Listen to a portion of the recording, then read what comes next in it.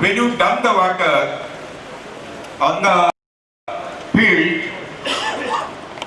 the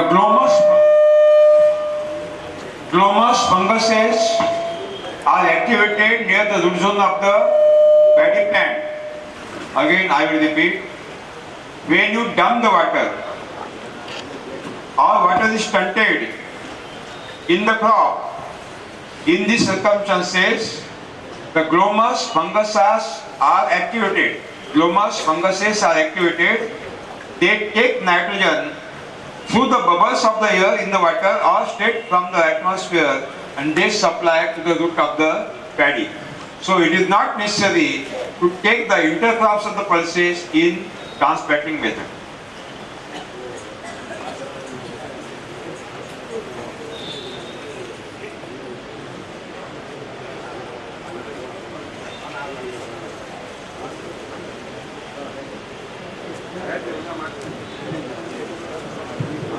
அப்பொழுது நிலத்தில் நீர் தேங்கி இருக்கும் பொழுது குளோமஸ் என்ற ஒரு பூசணம் வளர்ந்து வரும். இந்த குளோமஸ் என்ற பூசணம் என்ன செய்யும் என்றால் அந்த நீரில் இருக்கும் நீர்வாயுவையும் இது அறுவடை செய்யும், தழைச்சத்தை அறுவடை செய்யும். அதன் பிறகு காற்றில் உள்ள நீர்வாயு தழைச்சத்தையும் இது அறுவடை செய்து நெல் பயிரின் வளர்ச்சிக்கு இது கொடுத்து உதவும். இதனால் நீங்கள் இந்த நெல் சாகுபடியில் ஊடுபயிர் செய்ய வேண்டிய அவசியம் இருக்காது. The paddy plant is photosynthetic, not photosynthetic. The paddy plant is photosynthetic, not photosensitive. So the paddy lose one full sunlight, do not want the shadow. நெல் பயிரானது அதிக அளவில் ஒளி சேர்க்கை செய்யக்கூடியதாகும். நெல் பயிரானது அதிக அளவு ஒளி சேர்க்கையை செய்யக்கூடிய தன்மை உள்ளதாகும். அதிக அளவு ஒளி சேர்க்கை செய்யக்கூடியதாகும். எனவேதான் இது சூரியனிடமிருந்து அதிக அளவு வெப்ப சக்தியை எடுத்துக்கொண்டு வளரும் தன்மை உடையது. அதிக அளவு இதனால் சூரிய வெப்ப சக்தியை எடுத்துக்கொள்ளும் தன்மை உடையது. The when the leaves of any gramine plant, just like paddy, sugarcane, will be existed in shadow. The leaves will not manufacture food by means of the photosynthesis. 10:30 morning to 3:30 p.m. evening. They will stop and they will sleep as like offices. நெல் பயிரும் கரும்பு பயிரும் கிராமினே என்ற குடும்பத்தை சேர்ந்ததாகும். இந்த இரண்டு ரக தாவரங்களும் அதிக அளவு ஒளியை எடுத்துக்கொண்டு ஒளிச்சேர்க்கை செய்து உணவு உற்பத்தி செய்யக்கூடிய தன்மை உடையது. எனவே இந்த ரெண்டு பயிர்களின் இலைகளுக்கு நிழல் இருக்கவே கூடாது. அவ்வாறு நிழல் இருந்தால் ஒரு நாளைக்கு 10:30 3:30 வரை எவ்வளவு வேலை செய்து உணவு உற்பத்தி செய்ய முடியுமோ அந்த உற்பத்தியை இது செய்யாமல் தூங்கிவிடும். எனவேதான் இந்த இரண்டு ரக பயிர்களுக்கு அதிக அளவு ஒளி தேவைப்படுகின்றது, நிழல் இருக்கவே கூடாது. Paddy leaves 7,000 to 12,000 foot candle intensity of the solar light. That means full sunlight. So it is better to expose the leaves in the sunlight forever. நெல் பயிரானது அதிக அளவு சூரிய வெப்பமான 7,000 முதல் 12,000 ஃபுட் கேண்டில் என்ற அளவில் தேவைப்படுகின்றது, வெப்ப சக்தி தேவைப்படுகின்றது. எனவே இதற்கு நிழல் இருக்கவே கூடாது. The variety which is selected by you is having same height of the plant. All the plants are having same height. But under observation you will see some plants are dark, some plants are tall. This is the alteration of the another variety we have to remove for the purification of the blood. நீங்கள் நிலத்தில் சென்று பார்த்தீர்கள், ஆனால் பயிர்கள் எல்லாம் ஒரே ரகமாக ஒரே உயரமாக இருக்கும். ஆனால் சில ரகங்கள் இவை வேற்று ரகங்களாக இருக்கும். எனவே சில ரகங்கள் உயரமாக இருக்கக்கூடும். இந்த உயரமாக இருக்கும் வேற்று ரகங்களை எடுத்து நீங்கள் சுத்தம் செய்ய வேண்டும். சில ரகங்கள் உயரமாக இருக்கும், இவற்றை நீங்கள் எடுத்து அழித்து விட வேண்டும். and you have to take the observations of the crop or seed selection. When observation you will take, you have to take the pieces of the threads and then take observation from the crawling stage every week or twice a week. Which plant has a number of tillers, highest number of tillers. Number of tillers are highest, very healthy, no disease, no insect attack, and ears are very broad. Every seed is totally developed and there is no vacant space and beautiful crop. You have to tie one thread to that plant. நான் நேற்றே கூறியவாறு சிறந்த விதைகளை தேர்ந்தெடுப்பதற்காக நீங்கள் என்ன செய்ய வேண்டும்? தானியங்கள் பிடித்தவுடன் வாரத்திற்கு இருமுறையாவது நீங்கள் தொடர்ச்சியாக நிலங்களுக்கு சென்று சிகப்பு கயிறை எடுத்துக்கொண்டு செல்ல வேண்டும். அவ்வாறு சென்று இந்த பயிர்களை பார்க்கும் பொழுது நெல் செடி ஒவ்வொரு செடியையும் பார்த்து எந்த செடியில் அதிக அளவு தூர்கள் வெடித்து வந்துள்ளதோ, ஆரோக்கியமாக உள்ளதோ, நோய் தாக்குதல் இல்லையோ, பூச்சி தாக்குதல்கள் இல்லையோ, அதன் கதிர்களிலிருந்து தானியங்கள் அதிக அளவு தானியங்கள் உள்ள கதிர்கள் நன்றாக நீளமாக இருக்கும், தானியங்களின் தரம் மிக நன்றாக இருக்கும். இத்தகைய ஒரு செடியை நீங்கள் தெரிவு செய்து தேர்ந்தெடுத்து அந்த செடியில் நீங்கள் அதை கட்டிவிட வேண்டும். இந்த சிகப்பு நூலை கட்டிவிட வேண்டும். இவ்வாறு நீங்கள் தொடர்ச்சியாக அறுவடை செய்யும் வரை, தானியம் பிடித்ததிலிருந்து அறுவடை செய்யும் வரை தொடர்ச்சியாக நிலங்களுக்கு செல்ல வேண்டும். நல்ல விதைகளை தேர்ந்தெடுப்பதற்கு தொடர்ச்சியாக நீங்கள் செடிகளை தேர்ந்தெடுத்து இந்த நூலை கட்டிவிட்டு வர வேண்டும். We have to continue this selection process up to the pre-harvesting period, and after maturation of the ear, then we have to cut down the ears first of those selected plants and dry in the shadow and store in the gunny bag. I have given all details. நான் முன்பே கொடுத்தவாறு அறுவடை செய்யும் காலத்திற்கு முன்பு வரை நீங்கள் நல்ல விதைக்காக தொடர்ச்சியாக இந்த செடிகளில் நீங்கள் நூல்களை கயிறை கட்டிவிட வேண்டும். அதன் பிறகு தானியங்கள் நன்றாக முற்றியவுடன் இந்த கதிர்களை வெட்டி எடுத்துக்கொண்டு வர வேண்டும். இவற்றை நிழலில் நன்றாக உலர்த்தி ஒரு சாக்கு பையில் போட்டு பாதுகாப்பாக வைக்க வேண்டும். You will get topmost quality seed which is not available in the market by 1000 rupees per kg also. இவ்வாறு நீங்கள் செய்தீர்கள் என்றால் தரம் வாய்ந்த நல்ல ஒரு விதை உங்களுக்கு கிடைக்கும். இத்தகைய விதை ஒரு கிலோவிற்கு நீங்கள் 1000 ரூபாய் கொடுத்தால் கூட சந்தையில் கிடைக்கவே கிடைக்காது. Certification systems are going on, government certification, company certification. So also there is no germination. So don't depend upon these people, don't depend on these people. We have own seed, we have own seed. அரசாங்கங்களும் விதைகளுக்கு சான்றிதழ்கள் வழங்கித்தான் வருகின்றன. கம்பெனிகளும் தொழிற்சாலைகளும் சான்றிதழ்களை இந்த விதைகளுக்கு வழங்கி கொண்டேதான் இருக்கின்றன, சந்தைகளில் வந்து கொண்டுதான் இருக்கின்றன. ஆனால் அவற்றிற்கு முளைப்பு திறன் சில கிடையவே கிடையாது, முளைப்பு திறன் இல்லவே இல்லை. எனவே இதையெல்லாம் நீங்கள் நம்பவே கூடாது. நாமே நம்முடைய விதைகளை உற்பத்தி செய்து கொள்ள வேண்டும்.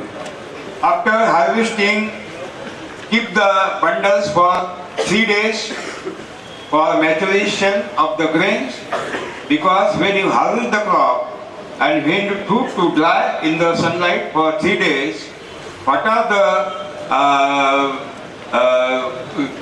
that means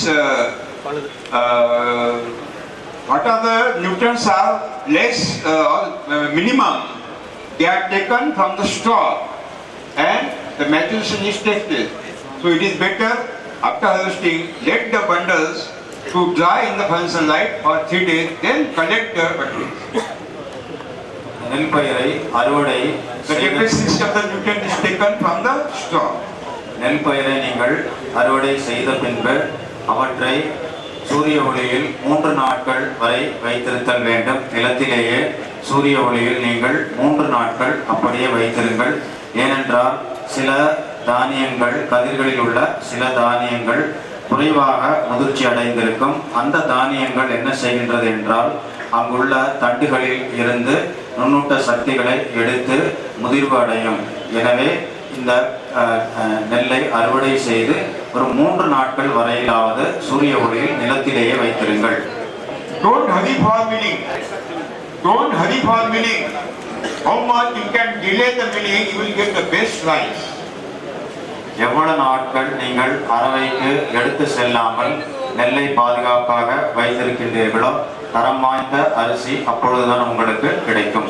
You are not taken any loan for money lender or bank, so they will not come you and give my money. There is no hurry. There is no hurry. When you decide, you can mill the paddy. நாம் செலவில்லாத இந்த இயற்கை வேளாண்மை செய்து வருகின்றோம். கடன் நாம் வாங்கவே இல்லை. அதனால் நாம் நிதானமாக இதை பாதுகாப்பாக வைத்து அரவைக்கு எப்பொழுது நமக்கு பணம் தேவைப்படுகின்றதோ அப்பொழுது நாம் எடுத்து சென்று போதுமானது. And then arrange one group of the natural paddy growers, and you should have your own brand. On that brand you can sell the rice. நெல் விவசாயி செய்யும் எல்லா விவசாயிகளும் ஒன்றாக சேர்ந்து ஒரு விற்பனைக்காக ஒரு குழுவை அமைத்துக் கொள்ளுங்கள். அவர்கள் தங்களுக்காகவே ஒரு பிராண்டையும் உருவாக்கி கொண்டு விற்பனை செய்வது நல்லது. And give the advertisement. Do you want to die with cancer? No? Then? நான் நேற்று சொன்னது போலவே உங்களுக்கு கேன்சர் வேண்டுமா என்ற விளம்பரத்தை கொடுத்து விற்பனை செய்யுங்கள்.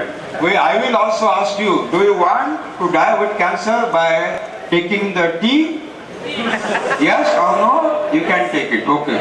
நானும் என்ன கேட்கின்றேன் என்றால் டீயை குடித்து உங்களுக்கு கேன்சர் தேவையா என்ற கேள்வியை கேட்கின்றேன். யாருக்கு தேவையோ சென்று குடியுங்கள்.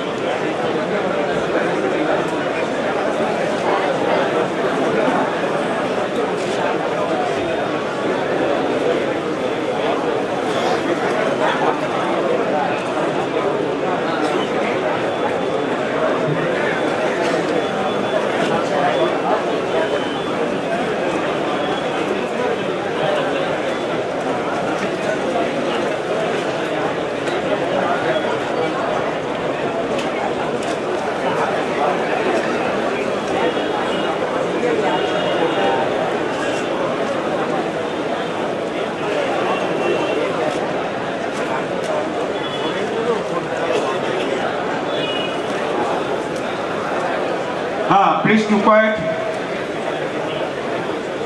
The seed sowing method of the paddy cultivation. We have to sow the seeds in the lines. Between 2 lines, the distance will be 1 feet.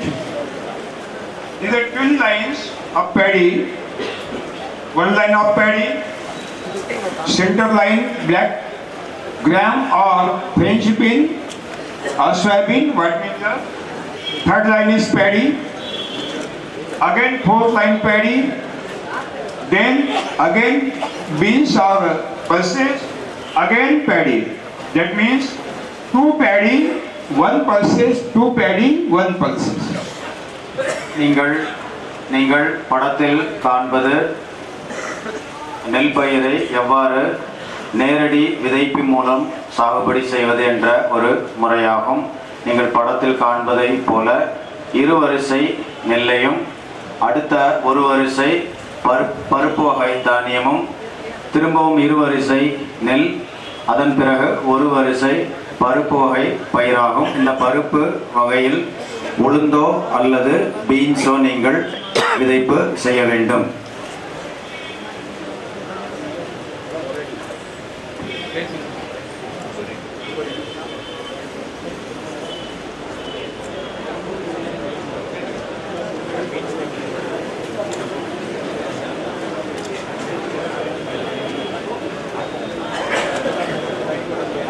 let down, cultivate the soil very well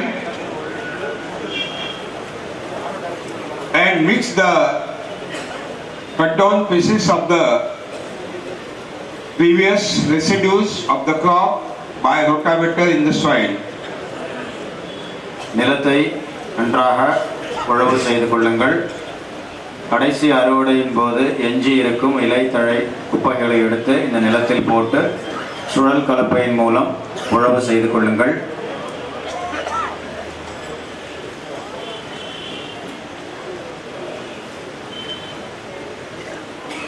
Before last cultivation, spread out 200 to 400 kg Ghana per acre. Mix it in the soil by last cultivation. கடைசி உழவிற்கு முன்பு ஒரு ஏக்கருக்கு 200 முதல் 400 kilo அளவிலான கனஜீவாமிர்தத்தை மண்ணில் இட்டு கடைசி உழவை செய்து முடியுங்கள்.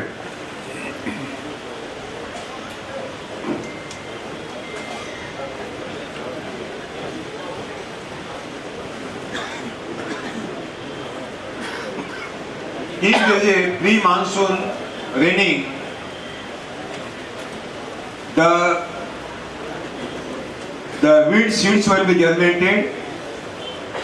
When the surface will become green, again cultivate the soil so that weed control will be done.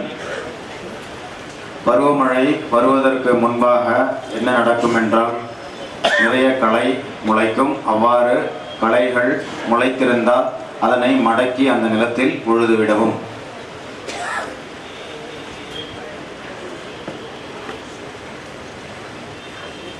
The monsoon showers.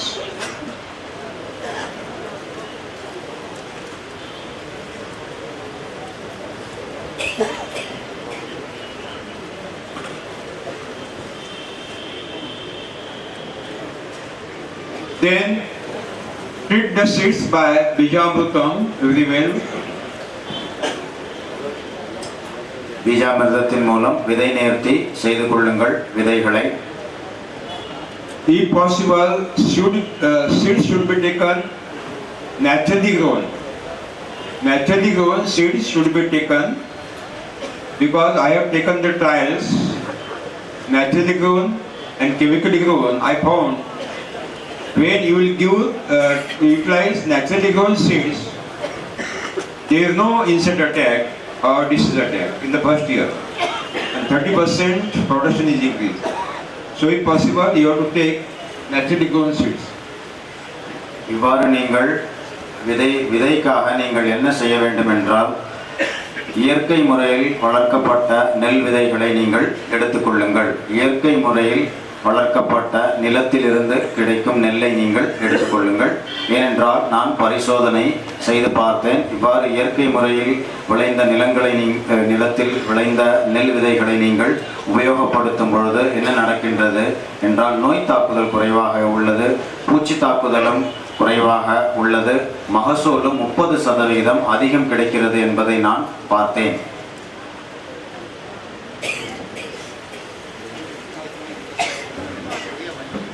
Then sow the seeds in lines. Number one line paddy, number 2 line black gram or French bean or soybean, number 3 line paddy, again 4 line paddy,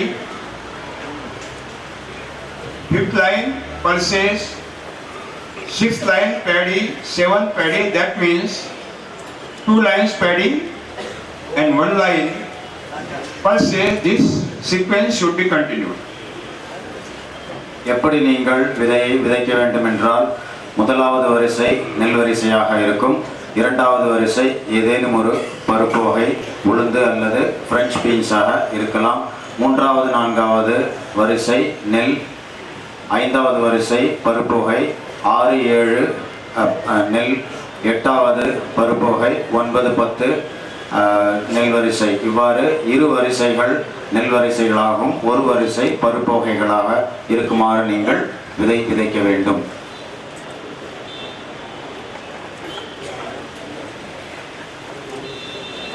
if you utilize 3-line seed driller, if you utilize 3-line seed driller, that means number 1 line paddy, number 2 pulses, number 3 paddy. Again it will return back, again paddy, this is paddy. படத்தில் காண்பதைப் போல முதலாவது வரிசை நெல் பயிராக இருக்க வேண்டும், இரண்டாவது பருப்பு வகைகள், மூன்றாவது நான்காவது நெல், ஐந்தாவது பருப்பு, 6 7 நெல். அதை போல் நீங்கள் விதைக்க வேண்டும். Distance between 2 lines 1 feet only. இரு வரிசைக்கு இடையே உள்ள இடைவெளி 1 அடி ஆகும். If you are not applied the Ghana Jeevamrutam before last cultivation because of some reasons, you have to sow the 200 to 400 kilo Ghana Jeevamrutam at sowing period.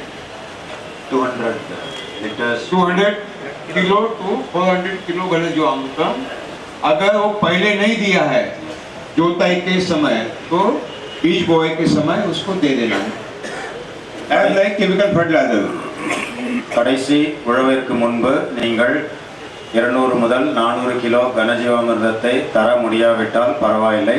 விதை விதைக்கும் பொழுது நீங்கள் இதே 200 முதல் 400 கிலோ கனஜீவாமிர்தத்தை இரு வரிசைக்கு இடையே கொடுங்கள். இது எப்படி ரசாயன உரம் கொடுக்கின்றீர்களோ அதே முறையாகும். Are you understanding?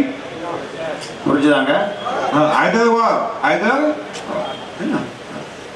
then at the flowering stage you give 100 kg Ghana Jeevamrutam as a booster dose. Flowering stage.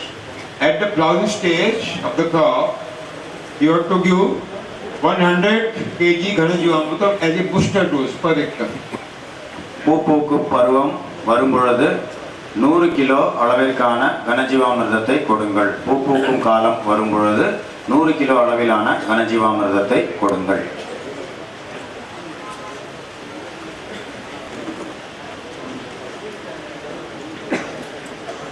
You have to adopt that space schedule which is given in transplanting method totally.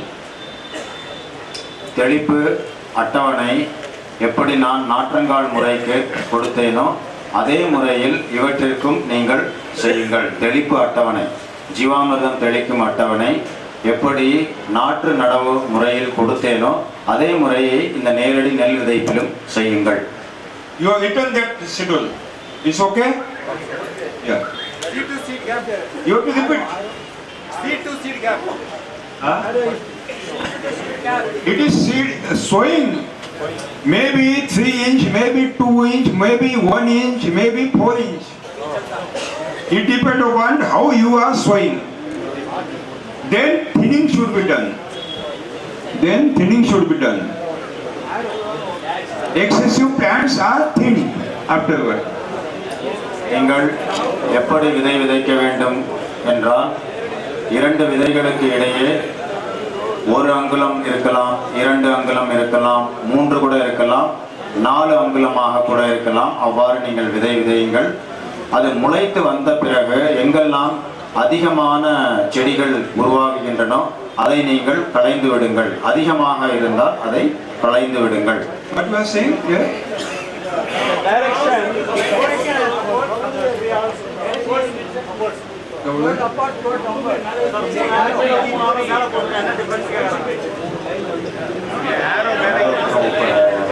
हाँ ये बताना पड़ेगा. ये भी मालूम नहीं. क्या बात. आप कैसे फार्मर हो?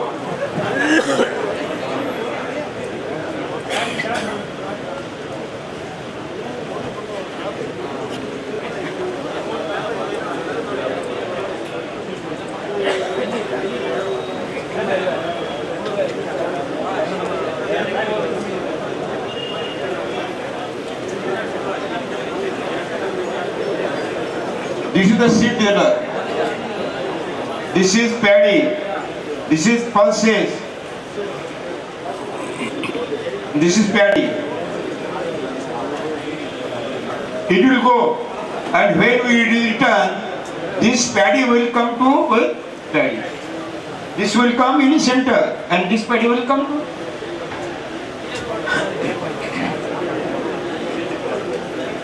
Yeah. நீங்கள் படத்தில் காண்பது ஒரு விதை விதைப்பான் ஆகும்.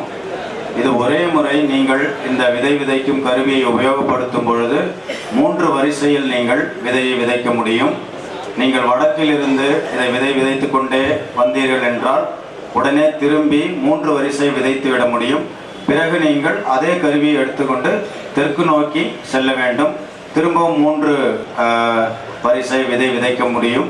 அதுதான் இந்த படத்தில் கொடுக்கப்பட்டுள்ளது. அந்த ஆரோ மூலம் கொடுக்கப்பட்டது எந்த திசையில் இந்த விதை விதைப்பான் கருவியின் மூலம் நீங்கள் விதை விதைக்கின்றீர்களோ, நடந்து சென்றோ அல்லது தெரியவில்லை எனக்கு, எப்படி விதை விதைக்கின்றீர்களோ அந்த திசையை குறிப்பிடப்பட்டுள்ளது. Okay. When you spray Jivamrutam should be sprayed on the standing crop. Simultaneously at same time we have to spray on the soil also. ஜீவாமிர்தத்தை தெளிக்கும் பொழுது ஒரே நேரத்தில் பயிர்களின் மேலும் தெளிக்க வேண்டும், அதன் கீழே உள்ள மண்ணிலும் நீங்கள் தெளிக்க வேண்டும். It's okay. Then under the observation of the plants, when the small insect or the eggs will be appeared on the leaves, immediately you have to spray the schedule given by Nimastram, Brahmastram, Agnestram, Dashvani, Kashayam. If there is no, not necessary. நீங்கள் நிலத்தில் சென்று பார்க்க வேண்டும். ஏதேனும் நோய் தாக்குதல் இந்த இலைகளில் உள்ளன என்று பார்க்க வேண்டும். பூச்சிகளோ அல்லது சிறு முட்டைகளோ இருக்கிறதா என்று பார்த்த பின்பு நாங்கள் கொடுத்த பூச்சி விரட்டியான நீமாஸ்திரம், பிரம்மாஸ்திரம் போன்றவற்றை, 10 இலை கஷாயம் போன்றவற்றை தெளித்து நோயை கட்டுப்படுத்துங்கள் அல்லது விலக்குங்கள். Okay. If there is a fungal infection or bacterial infection, by spraying of the Jivamrutam and the Holy Mazgaya, and that is Sopadermic, they will control. பூசண நோய் ஏற்பட்டால் ஜீவாமிர்தம் தெளிப்பின் மூலமோ அல்லது புளித்த மோர் தெளிப்பின் மூலமோ நீங்கள் அதை கட்டுப்படுத்தலாம். பூசண நோயை ஜீவாமிர்த தெளிப்பு அல்லது புளித்த மோர் தெளிப்பின் மூலம் கட்டுப்படுத்தலாம். Okay. Shanti, Shanti. Weeds should be controlled. Weeds should be controlled by intercultural operations and hand weeding. கையாலையோ அல்லது களை எடுப்பான் உபயோகித்தோ நீங்கள் களையை கட்டுப்படுத்த வேண்டும். ஆட்களை வைத்தோ அல்லது களை எடுப்பானை வைத்தோ நீங்கள் களைகளை கட்டுப்படுத்த வேண்டும். Okay. Now, write down. The roots of the pulses will supply nitrogen on both sides plant of the paddy. இந்த பருப்பு வகை தாவரங்களின் வேர்களில் வாழும் உயிரிகள் தழைச்சத்தை அதன் இருபுறமும் உள்ள நெல் பயிர்களுக்கு கொடுத்து வளர்ச்சிக்கு உதவும். Jivamrutam, Galanjam will supply phosphate, potash and micronutrients. ஜீவாமிர்தமும் கனஜீவாமிர்தமும் மணிச்சத்து, சாம்பல் சத்து, ஏனைய நுண்ணூட்டங்களை கொடுத்து வளர்ச்சிக்கு உதவும். After 45 days duration,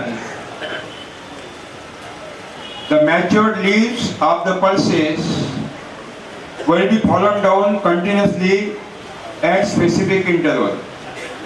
45 நாட்களுக்கு பிறகு இந்த பருப்பு வகை செடிகளிலிருந்து தொடர்ச்சியாக இலைகள் கீழே உதிர்ந்து கொண்டே இருக்கும். 45 நாட்களுக்கு பிறகு. And soil will be mulched very well. மண்ணின் மேல் மூடாக்கு நன்றாகவே இருக்கும் இந்த உதிரும் இலைகளால்.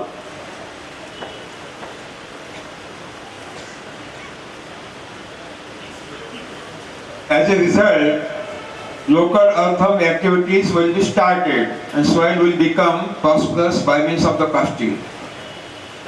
இவ்வாறு கனஜீவாமிர்தம் ஜீவாமிர்தம் இடுவதால் மூடாக்கு வருவதால் அந்த நிலத்தில் உள்ள மண்புழுக்கள் தங்கள் வேலையை ஆரம்பித்துவிடும். நுண்ணூட்டங்களை அவை தன் எச்சங்களின் மூலம் இந்த பயிர்களுக்கு தந்து உதவும். at the maturation period of the pulses, entire leaves will be fallen down, will be decomposed, and all nutrients will be available to the paddy roots.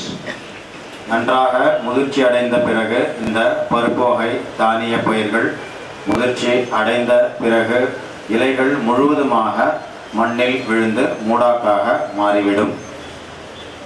If you are giving irrigation, you have to give water, irrigation water plus Jivamrutam also, 200 liter Jivamrutam once or twice a month with the irrigation water. If you are giving the irrigation water.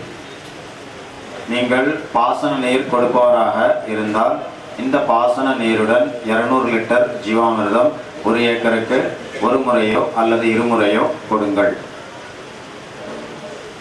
In initial period, there is a space 1 feet. You have to take the small furrow in 1 foot space, alternate furrow to give the irrigation water. Alternate.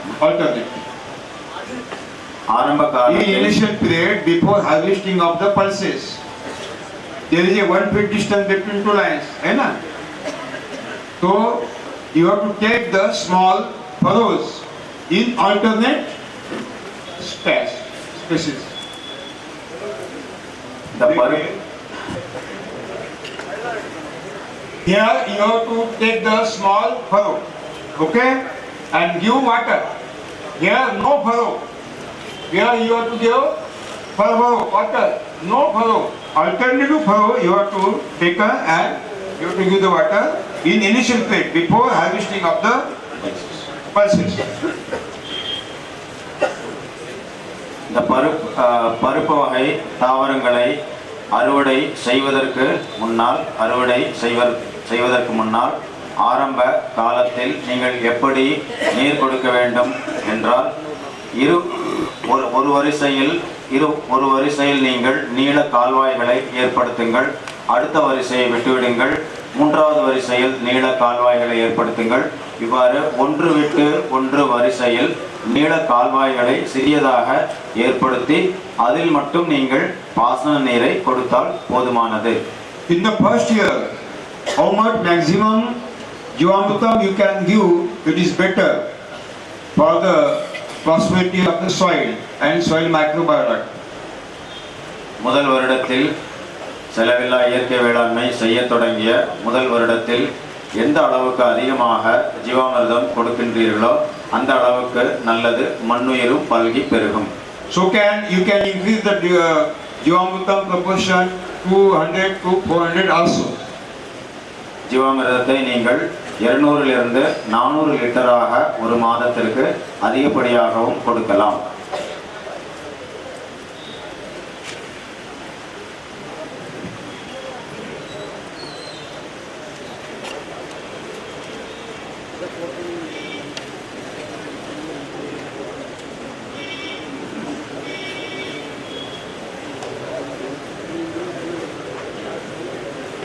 Write down when the pulses will be harvested. When the pulses intercrop will be harvested, you will get 2 feet distance between two twin lines. These twin lines, you will get 2 feet distance. You take the furrow in this vacant space and give the irrigation water. இந்த பருப்பு வகை தாவரங்கள் முதிர்ச்சி அடைந்த பிறகு அதை நீங்கள் அறுவடை செய்து விடுவீர்கள்.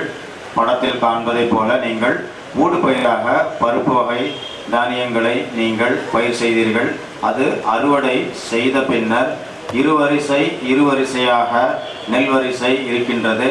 அந்த இருவரிசை நெல் வரிசைகளுக்கு இடையே நீங்கள் 2 அடி இருக்கும். அந்த 2 அடியில் நீள கால்வாய்களை எடுத்துக்கொள்ளுங்கள். அந்த 2 அடியில் நீள கால்வாய்களை எடுத்துக்கொள்ளுங்கள்.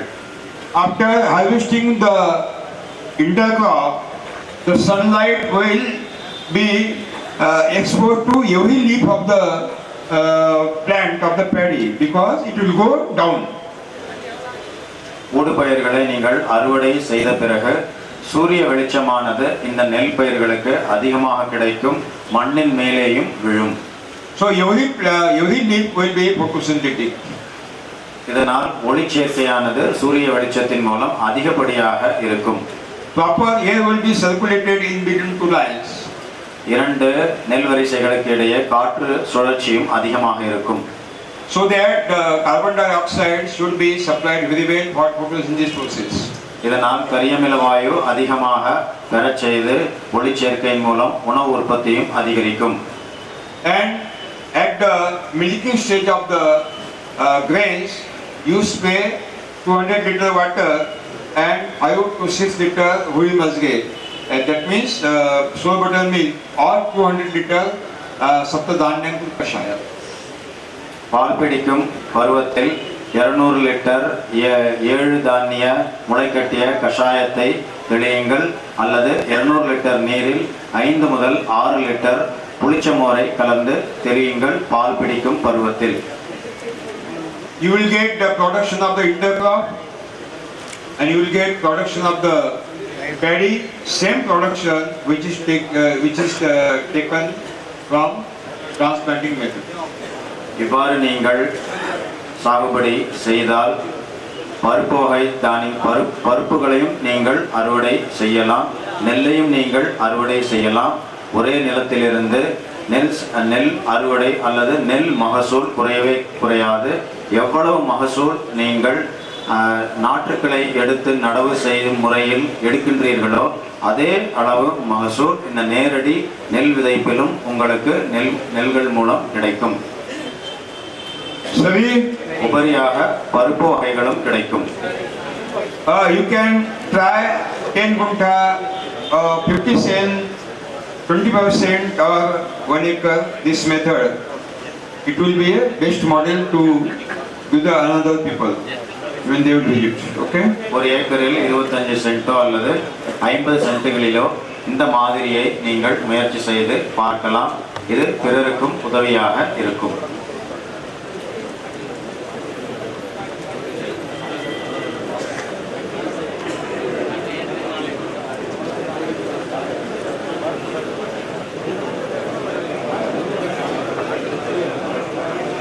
There are 3 varieties, 3 types of the banana.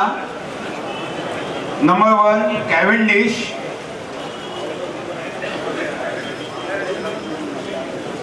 மூன்று வாழை ரகங்கள். That means small height. Second one, Robusta. Medium height.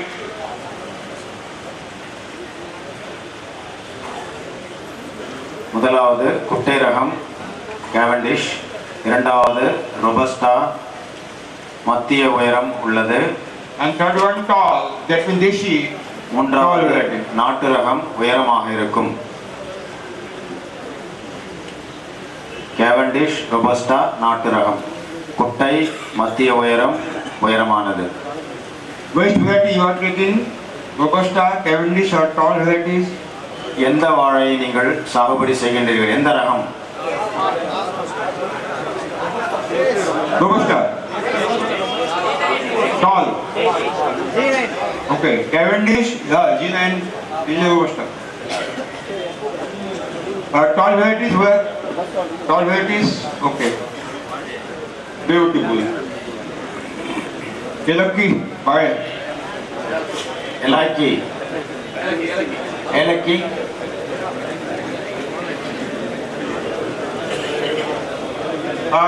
Robusta, what distance you are taking? Distance between two line and two plant? ரொபஸ்டா சாகுபடியில் 7 feet back? வரிசைக்கு வரிசை செடிக்கு செடி என்ன? 6 by? 6 by 6? Okay. 6 by 5? 6 by 6? 8 by 6?